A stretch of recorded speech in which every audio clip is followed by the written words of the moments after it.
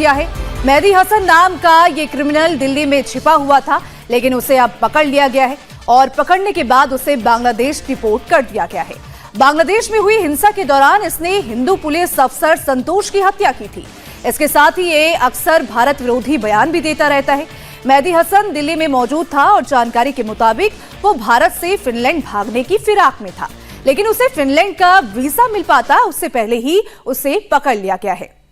और बांग्लादेश में Hindu police officer की हत्या का मामला 5 अगस्त 2024 का है, जब तत्कालीन प्रधानमंत्री शेख हसीना के खिलाफ चल रहे उग्र विरोध प्रदर्शन के बीच हिंसा भड़क उठी थी। और उसी दिन बनियाचोंग पुलिस स्टेशन में तैनात सब इंस्पेक्टर संतोष की भीड़ द्वारा हत्या कर दी गई थी। मेहदी हसन का नाम इस हत्याकांड में प्रमुख रूप से सामने आया था।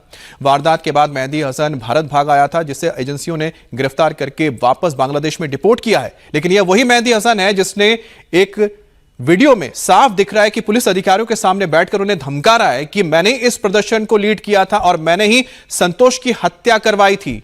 और उस व्यक्ति ने जब भारत में कदम रखा तो एजेंसियों ने उसे धर दबोचा और वापस उसके मुल्क आने की बांग्लादेश भेज दिया गया। तो देख लीजिए, यही वो शख्स है जिसने हिंदू ऑफिसर संतोष की हत्या कर दी थी और उसके बाद यह भागकर भारत आया था।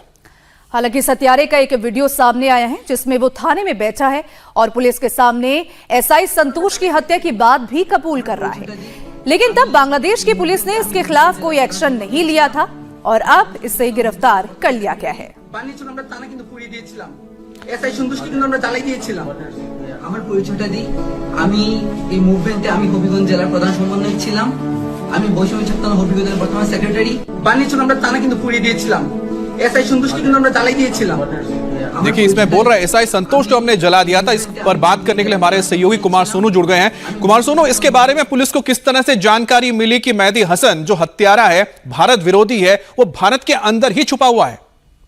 देखिए, मैं आपको बता दूं, साल 2024 का ये पूरा मामला है, जब इस जो हिंदू पुलिस ऑफिसर है बांग्लादेशी संतोष चौधरी है, संतोष शर्मा भी उनका नाम बताया जा रहा है, उनकी हत्या की गई थी। और उसके बाद आरोप लगा था मेहदी अहमद रजा हसन पर, और इसका एक वीडियो भी जो है वायरल हुआ था जिसमें ये हत्या की बात को कबूल भी कर रहा है। उसके बाद से जो है एजेंसियां अलर्ट पर थी, क्योंकि लगातार बांग्लादेश में हिंसा चल रही थी, तो लगातार जो सेंट्रल एजेंसियां हैं, जो एजेंसियां भारत की, वो भी अलर्ट पर थी। और तो एजेंसियों के पास और पहले से मेहदी अहमद रजा हसन का नाम था, और जब ये दिल्ली एयरपोर्ट पर पहुंचा तो इमिग्रेशन के पास पहले से इसकी जानकारी थी, जिसके बाद इसको जो है डिटेन किया गया। और क्योंकि इसने कोई भी क्राइम भारत में नहीं किया था, और इसी वजह से जो है इसको वापस बांग्लादेश रिपोर्ट किया गया। दरअसल ये फिनलैंड फरार होने की फिराक में था, और उस फिनलैंड फरार होता उससे पहले जो है जो इमिग्रेशन डिपार्टमेंट है उसकी टीम ने इसको पकड़ा और वापस बांग्लादेश रिपोर्ट कर दिया। अच्छा कुमार, सुनो, इस बारे में कोई जानकारी मिली है कि आखिरकार ये भारत में कैसे दाखिल हुआ था? भारत विरोधी व्यक्ति को भारत में कैसे एंट्री मिली?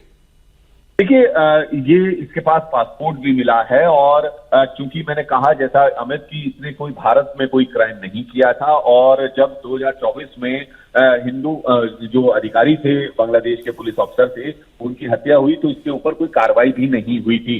तो ऐसे में इसका जो क्रिमिनल रिकॉर्ड था वो सिर्फ बांग्लादेश के पास था, ना कि भारत के पास, क्योंकि भारत की जमीन पर। लेकिन ये अच्छी बात रही कि भारत की एजेंसियों ने इस व्यक्ति को डिटेक्ट किया जो कि भारत विरोधी है, हिंदू विरोधी है, और इसे वापस उसके मुल्क भेज दिया, जो भारत के जरिए यूरोप भागने की कोशिश कर रहा था।